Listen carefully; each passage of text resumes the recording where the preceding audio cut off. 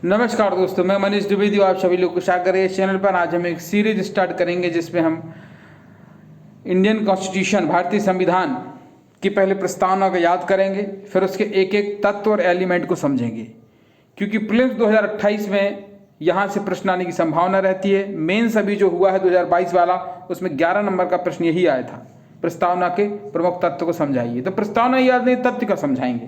पहले प्रस्तावना याद करेंगे, फिर हम एक एक तत्व को समझेंगे। अब याद कर लो, जैसे गायत्री मंत्र याद हो जाता है, या कोई आप लोग किसी भी धर्म के अपनी इबादत के कुछ शब्द याद हो जाते हैं, तो ऐसे, या जैसे आप पोयम याद किया करते थे, twinkle twinkle little star how are wonder what, तो उस समय आप याद ही करते थे, समझते नहीं थे कि what is the meaning of that poem. But अभी हम क्या करेंगे, पहले याद कर लेंगे और फिर इसके एक एक शब्द को, एक एक भाषा को, इसकी एक शैली को भी समझ लेंगे। तो ये सब आपके प्री मेंस और होलसेल आपके काम आएगा प्रीलिम्स में।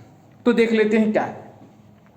हम भारत के लोग भारत को एक संपूर्ण प्रभुत्व संपन्न समाजवादी पंथ निरपेक्ष लोकतंत्रात्मक गणराज्य बनाने के लिए, इसमें दो शब्द जोड़े गए हैं, समाजवादी और पंथ निरपेक्ष। 1976 में 42वें संविधान संशोधन के बाद जोड़े गए हैं। पहले मूल प्रस्तावना में ये दो शब्द नहीं थे, हालांकि 3 शब्द जोड़े गए थे। एक शब्द अभी और नीचे आएगा, अखंडता, इंटीग्रिटी भी जोड़ा गया था। ये 3 शब्द जोड़े गए थे। बाद में इन पर केस भी हुआ और सुप्रीम कोर्ट ने क्या कहा, पंथ निरपेक्ष शब्द को संविधान की प्रस्तावना में रहना चाहिए कि नहीं रहना चाहिए, हटा देना चाहिए। क्योंकि एक प्रश्न 3 मार्कर में आया था बम्बैया केस से कि किस जज ने क्या कहा, तो इस तरीके के प्रश्न आने लगे हैं। तो पंथ निरपेक्ष समाजवादी को लेकर जब सुप्रीम कोर्ट में केस फाइल किया, किसने किया और कौन कौन जज ने क्या किया, ऐसे प्रश्न आने लगे हैं। तो ऐसे प्रश्न हम बताएंगे कि पंथ निरपेक्ष को लेके जस्टिस बेग ने क्या कहा, जस्टिस बेग ने क्या कहा और किस जज ने क्या कहा। इस तरीके के प्रश्न प्रीलिम्स में भी आ सकते हैं। अब तो उसकी हम डिटेलिंग भी आपके बीच में रखेंगे। तो ये 2 शब्द जोड़े गए थे, ठीक है, ये मैंने आपको बता दिया। 3 शब्द जोड़े गए थे, इंटीग्रिटी भी जोड़ा, अखंडता।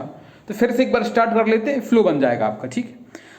हम भारत के लोग भारत को एक संपूर्ण प्रभुत्व संपन्न समाजवादी पंथ निरपेक्ष लोकतंत्रात्मक गणराज्य बनाने के लिए तथा उसके समस्त नागरिकों को सामाजिक, आर्थिक, राजनीतिक न्याय, विचार, अभिव्यक्ति, विश्वास, धर्म, उपासना की स्वतंत्रता, प्रतिष्ठा और अवसर की समता प्राप्त कराने के लिए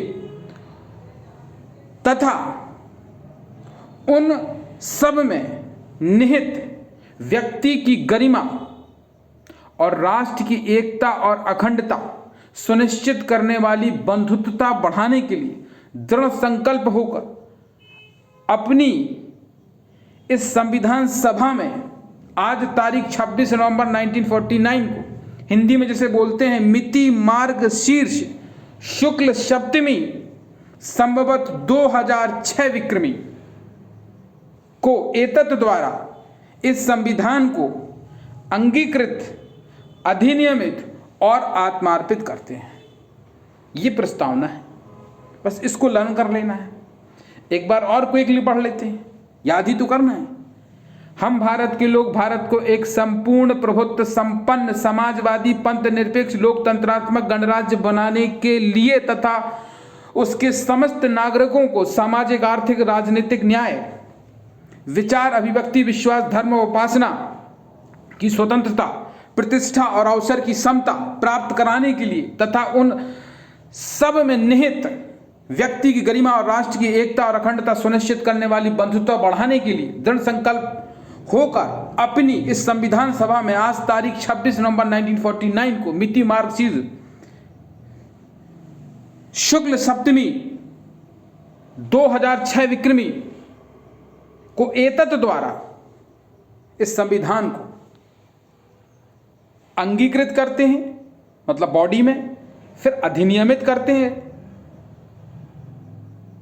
और आत्मार्पित करते हैं। तो ये हमारी प्रस्तावना है। अब इसके हम एक एक एलिमेंट को समझते चलेंगे। तो आप चैनल को लाइक करें, सब्सक्राइब करें और पूरी सीरीज इसकी इतनी डिटेलिंग में वर्डिंग बताएंगे कि जब इन दोनों शब्दों पर काउंटर किया तो किस जज ने क्या कहा। Thank you very much.